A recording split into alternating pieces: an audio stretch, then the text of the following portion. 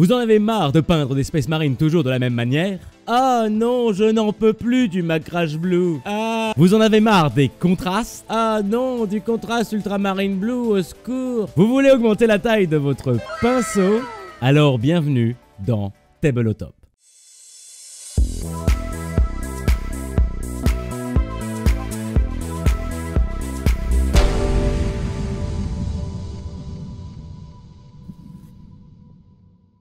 Dans cette nouvelle émission, on va tenter de peindre les schémas les plus communs de tout Warhammer. Bien sûr, on va commencer par les Space Marines. Ils ont toujours la priorité de toute façon. Mais on va essayer de les peindre tabletop, avec un rendu beau et surtout différent. Je vais vous montrer des méthodes de peinture simples mais qui changent de d'habitude.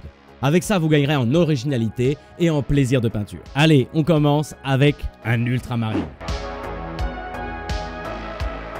Sur base de sous-couche blanche, on va faire du Lothern Blue. Et on va utiliser la technique de pinceau dont je vous ai déjà parlé, le tamponnage.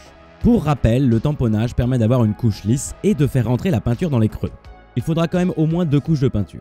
Comme on va travailler par transparence par la suite, cette base de bleu va nous servir à gagner en saturation. Pour cette étape, on va prendre du Drakenhof Nightshade. Et pour augmenter sa transparence, on va le diluer avec un peu d'eau. Ça va permettre à ce lavis d'être plus transparent.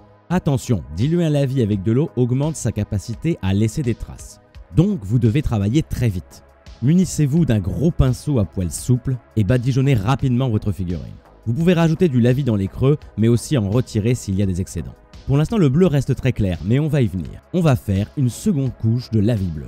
Cette fois-ci, diluez-le très peu et placez-le encore une fois sur toute la figurine. Badigeonnez vite pour éviter les traces et absorbez les excédents si vous en avez besoin, ou rajoutez des ombres s'il n'y en a pas assez. Voilà, quand ce sera sec, le rendu sera beaucoup plus mat, mais ce sera surtout beaucoup plus saturé que la couleur ultramarine de base. Maintenant, voilà la partie la plus importante de l'armure. On va lui donner un aspect un peu grimdark avec un weathering. On va prendre une éponge et du Lothern Blue. On va placer le Lothern Blue sur la pointe de notre éponge, qu'on aura déchirée préalablement. Et maintenant, on va tamponner l'armure avec la pointe de l'éponge. On va surtout tamponner les angles. On peut mettre quelques traces sur les parties plates, mais il faut que ce soit mineur. La majorité doit être sur les angles et sur les parties les plus souvent frottées de l'armure. Bien qu'il serait séduisant de s'en arrêter là, il est l'heure de parfaire le weathering. Munissez-vous d'un pinceau bien fin et diluez bien votre Lothern Blue. Et là, on va faire des arêtes. Mais ce qu'il y a de bien avec cette technique, c'est que vous n'avez pas besoin d'être précis. Vous avez juste besoin que le trait soit fin. Vous allez donc passer votre pinceau sur toutes les arêtes, avec la pointe ou avec le plat, selon ce qui est le plus confortable. Soyez irrégulier, mais joignez les dégâts que vous avez fait à l'éponge avec vos arêtes. Vous allez avoir grâce à ça un weathering beaucoup plus agréable à regarder. Globalement, je conseille le weathering à tous les débutants. C'est plus facile à faire, même si ça prend un petit peu de temps, mais pas plus que de faire tous les highlights de votre armure. L'armure chez le Space Marine est l'élément le plus important. C'est pour ça qu'on y passe du temps. Une fois que vous l'avez terminé, tout le reste, ça devient plus facile et assez optionnel. On va prendre du contraste Black Templar pour faire la sous-combinaison de l'armure.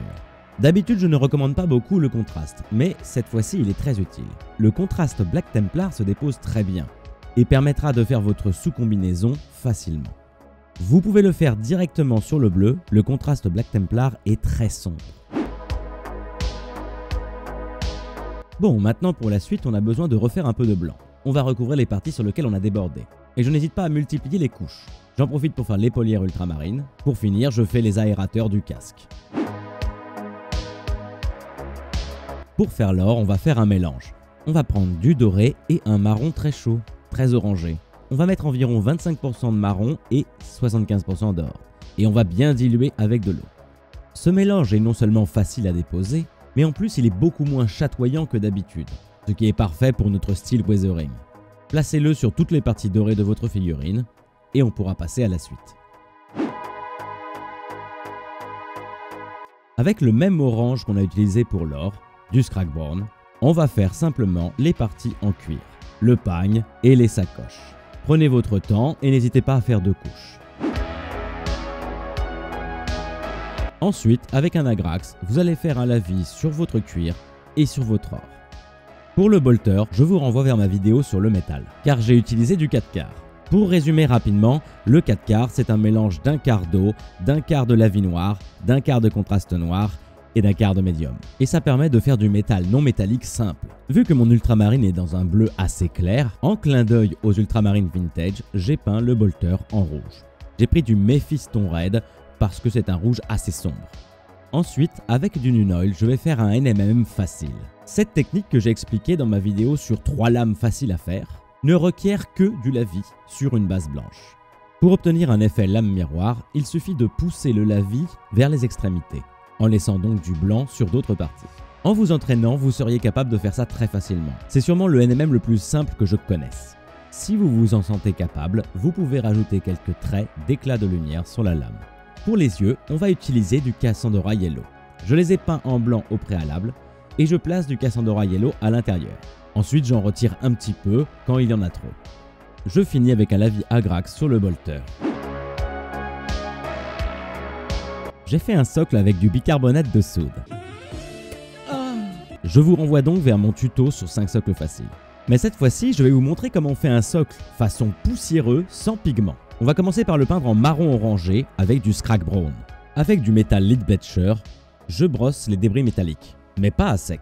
Je fais ça grossièrement pour ne pas recouvrir tous les débris. Ensuite, avec de l'Averland Sunset, un jaune très chaud, je vais brosser tout le socle, y compris sur les débris, même si je vais insister moins sur cela. Et voilà, on a un rendu sol poussiéreux ultra facile à faire. Je colle ma figurine sur mon socle et on peut voir le résultat final.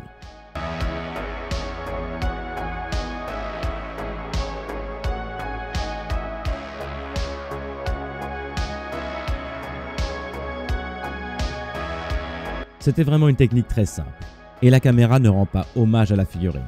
Avec cette méthode, vous avez un Space Marine dont les couleurs sont saturées et très présentables sur le champ de bataille. Voilà, j'espère que le premier épisode vous aura plu. Vous en faites pas, il y aura bien d'autres choses aussi. Et ciao, bye. Allez, ciao. On se dit au revoir.